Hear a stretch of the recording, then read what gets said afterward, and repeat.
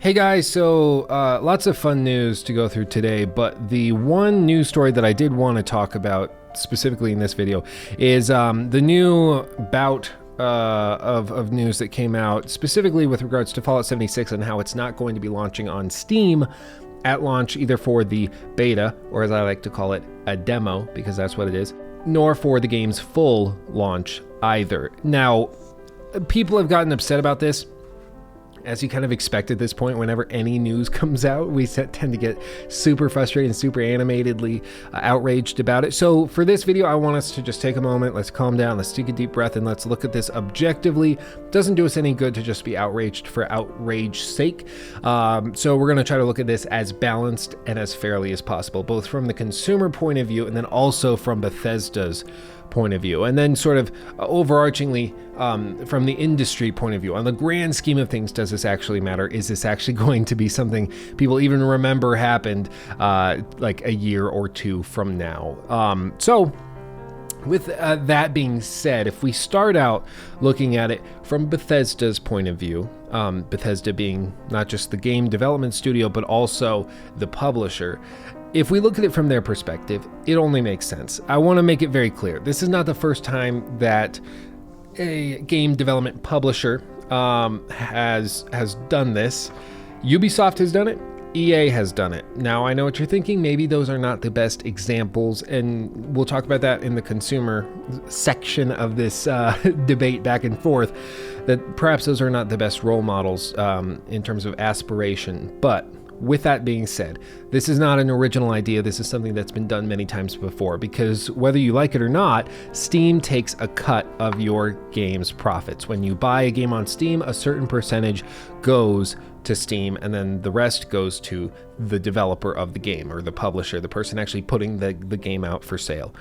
So with that being said, like a game like Fallout 76, which no doubt is going to sell millions upon millions of copies, Bethesda's looking at that and they're saying, well, we've built up this infrastructure through Bethesda.net, which now I'll just say makes a lot of sense why they built this system up.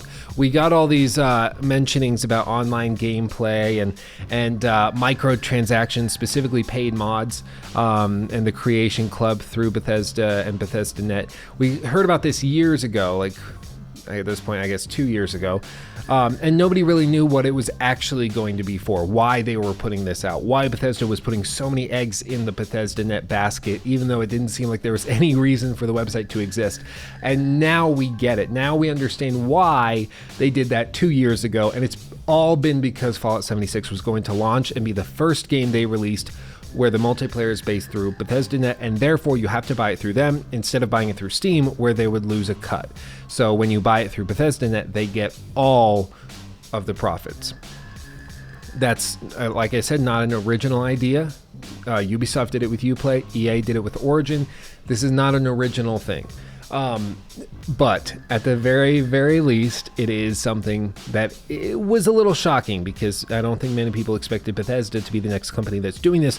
But it's pretty clear Bethesda as a publisher, not Bethesda Game Studios, has grown to the point where they can do this, where they can afford to do it, and where they have a lot of very major titles. And I would expect from here on out, any sort of Wolfenstein title, any follow-up to Dishonored, like anything they put out is going to launch through Bethesda.net, and there will be no exceptions, because this is how they can increase that profit margin to continue pushing bigger and badder games.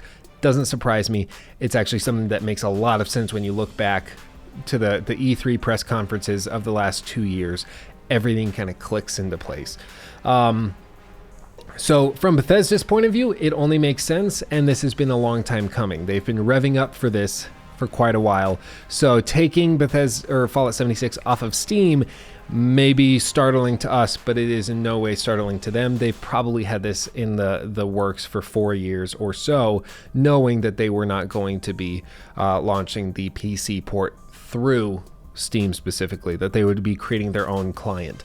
Now, if we look at it then from the consumer perspective, from you and I's perspective, shall we say, it's a little bit different. So in terms of actual complaints, it's not going to cost us anything more. we're paying the same amount for the game. We are going to download it to our computers. We're going to launch it in the same way from an icon on our desktop or through a link that we put into our Steam library. If we want to keep it in Steam, we can have everything there. You can link an outside game through Steam. And so in that regard, it's a little bit of a hassle. It's not as convenient to have everything through Steam, but it's not like we have a massive cross to bear.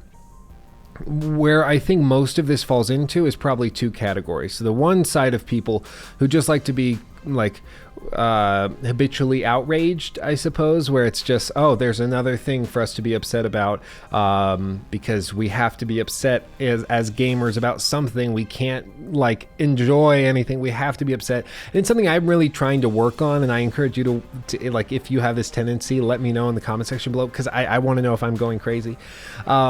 But I have this tendency, as well as from what I can gather, a lot of other people do have this tendency as well, to just be habitually outraged about things, to look at something and be like, oh, well, this gaming company did this, so everything's crap now, and the gaming industry is about to collapse, everything's terrible.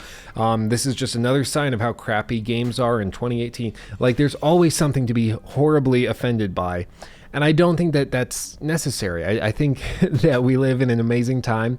Games are better than ever, and I think we should cherish that and be proud of what we have. And I think we lack a lot of optimism in the modern day in general, and then especially in our industry. So there's the types of people that are just habitually outraged, and they look at this and they're just offended because it's something Bethesda's doing that's different, that people didn't really see coming, even though looking back, we really should have. Then there's the other people that are just kind of like, why are we doing this? Like, what's the purpose? Why do we have to jump through all of these hoops? Why do we have to take another step? Why do we have to like keep changing stuff? This seems a little greedy. Like, did you really need to take it off Steam? Why not just give the consumer the choice to buy it on Steam or on Bethesda Net or whatever, and offer some cool incentives to buy it through Bethesda Net, discounts on shirts or something, like just something original, something different, and just give us the power to decide for ourselves what we want to do. I understand that argument. I understand that perspective. I understand that point of view. But if we look back at Bethesda's point of view, it's increasing profits. We live in an industry in a day in which they cannot raise the price. All they can do is push pre-orders so that you buy the game before it's released to help bolster sales. And they also push heavy DLC packages so that you can expand the overall profit margin for the game, because you're taking what was originally everything that was included in a core game, cutting out certain sections and releasing it as extra DLC. So they really end up paying like $100 for the game instead of just the $60 in the US that you thought was fair. And because they can't raise the price of the game, or else, I mean, the internet would explode, they've decided instead, well, we'll just take our ball and go home and have our own platform where we don't have to pay a set dividend to Steam in order to use our services and to sell our game, which makes sense. So it's a little less convenient for us, but it's just as inconvenient to go and to play any Assassin's Creed title, to have to launch that through Uplay. Yeah, it's kind of like, okay, yeah, that's right, I have to open Uplay instead. But that's about the extent of the frustration. Will Bethesda Net as a client be a train wreck at launch? I'm sure. Most companies, when they try to launch something new like this, it's terrible. It's the worst thing ever. And I expect it to be kind of a cluster at launch. Just in general, the game, the services, like I expect this to be launch for the ages. I think it's going to go very, very poorly. Maybe I'm just skeptical, and we were just talking about optimism in the industry, right? But I think there's a lot of signs and a lot of evidence to back up what I'm predicting. But if we look at like just everything overall, the last thing, of course, being that people are looking at this and they're saying, yeah, other companies have done this. Those companies are EA and Ubisoft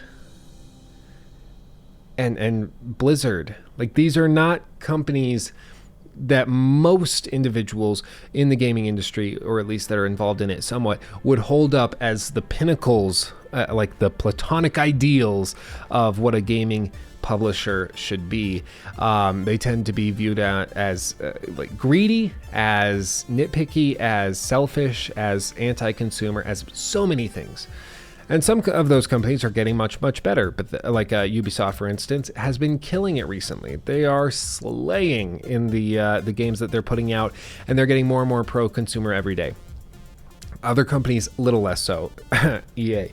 So I understand that that's not a healthy expectation to live up to, but the reality is also that Bethesda, as a publisher, has gotten so big in recent years with repeated success after success that they're at the point now where really it is going to significantly bolster their sales to double down and have their own platform. And they've been planning this for years, quite clearly, and so it only makes sense.